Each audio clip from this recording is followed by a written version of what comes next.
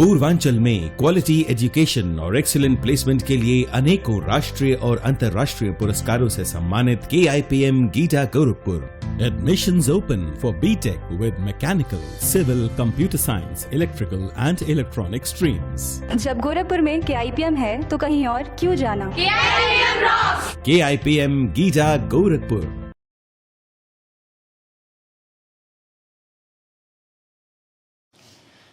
नमस्कार, मैं हूं दिलजीत और आप देख रहे हैं एक्स्ट्रा न्यूज लाइव।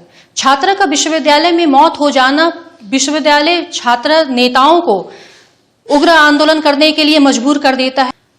समाजवादी छात्र सभा की राष्ट्रीय उपाध्यक्ष आज मृतिका के घर पहुंची और उन्होंने सरकार से मांग किया है कि जो भी कार्रवाई करनी है वो जल्द से जल्द करे।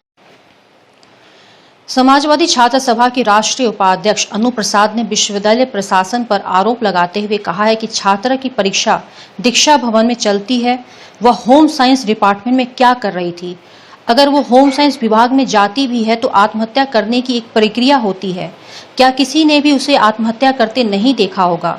अनु प्रसाद ने आरोप लगाते हुए कहा कि जिस स्टोर रूम में जाने की इजाजत किसी को भी नहीं होती है, वहां एक छात्रा कैसे पहुंच जाती है और साथ ही वो आत्महत्या करने जैसा एक जघन्य कदम भी उठाती है जिसका किसी को पता तक नहीं चलता है। आपको ये हत्या है या फिर इसको आत्महत्या है?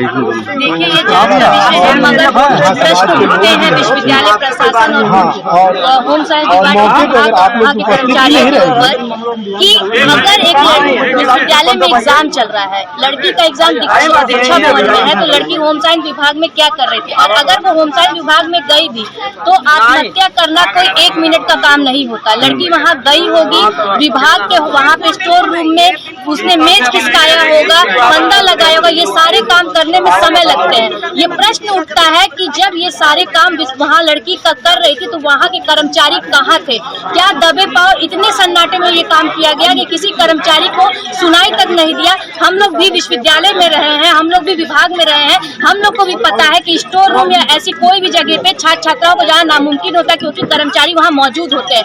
तो ये सारे प्रश्न इस तरह एक साजिशों की तरफ इशारा भी करता है कि ये तमाम तरीकों की चीजों को लीपापोती किया जा रहा है। हम विश्वविद्यालय प्रशासन से लेकर भाजपा सरकार से ये मांग करते हैं कि किसी भी हाल में ये साजिशों का पर्दाफाश हो, लड़की को न्याय मिले, परिवार को उचित मुआवजा मिले। ये विश्वविद्यालय प्रशासन पूरी जवाबदेही है। छात्र सभा आप लोग क्या करेंगे इसके लिए बताइए? अगर लड़की के परिवार को न्याय नहीं मिलता है, लड़की को न्याय नहीं मिलता है तो समाजवादी छात्र सभा उग्र आंदोलन करेगा। हमारा यही मांग है कि उचित से उचित कार्रवाई हो। बिना लीपापोती के एक दलित समाज की लड़की की यहाँ मृत्यु हुई है और अगर उसको न्याय नहीं मिलेगा तो हम सभी समाज के लोग समाजवादी छात्र सभा सड़क पे उतर के उग्र आंदोलन करेंगे। Thank you. व्यापार संगठन के अध्यक्ष नवल किशोर नथानी ने कहा कि CM सिटी इस तरह की घटना पूरी तरह से अमानवीय है। विश्वविद्यालय में छात्रा की मौत इस तरीके से हो जाना विश्वविद्यालय को सवालों के घेरे में खड़ा करता है। उन्होंने कहा,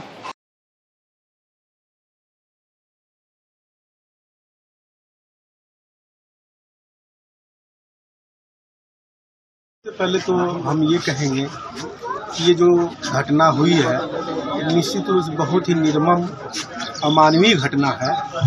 किसी की बेटी, किसी की बहन अगर विद्यालय पढ़ने जाए और उसके साथ इस तरह की दुर्घटना हो जाए तो ये तो हम गोरखपुर CM सिटी में इस तरह की घटना हमको बर्दाश्त नहीं है। और मैं अपना दुख इनके परिवार के साथ अपना सद्भावना, अपनी सिंपैथी देता हूँ। अब चूँकि अभी तक हम लोग अभी SP सिटी साहब से बात हुई है, पोस्टमार्टम की रिपोर्ट तक नहीं आई है।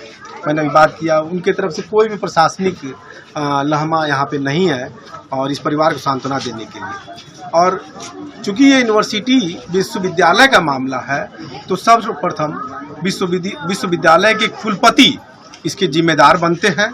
और हम अपने व्यापार साथियों के साथ, अपने सभी साथियों के साथ, संगठन के साथ कुलपति जी के खिलाफ FIR दर्ज कराएंगे और इस घटना की जांच होनी चाहिए। ये घटना क्यों घटी है?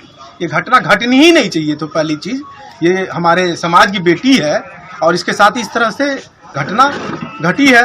और दूसरा, हम तो सिंपैथी देंगे ही देंगे और माननीय मुख्यमंत्री जी से निवेदन करेंगे कि इस घटना की न्यायिक जांच करावें और दोषियों को सजा दिलावें। समाजवादी नेता ने विश्वविद्यालय और कुलपति से मांग की है कि वह जल्द से जल्द इस पूरे मामले को संज्ञान में लेते हुए परिवार को न्याय दिलाएं और जो भी अपराधी है उसे कड़ी से कड़ी सजा दिलाई जाए। हम लोग यहाँ आए हुए हैं गोरखपुर विश्वविद्यालय की एक होनहार छात्रा BSc थर्ड ईयर एग्रीकल्चर से जो पढ़ रही थी।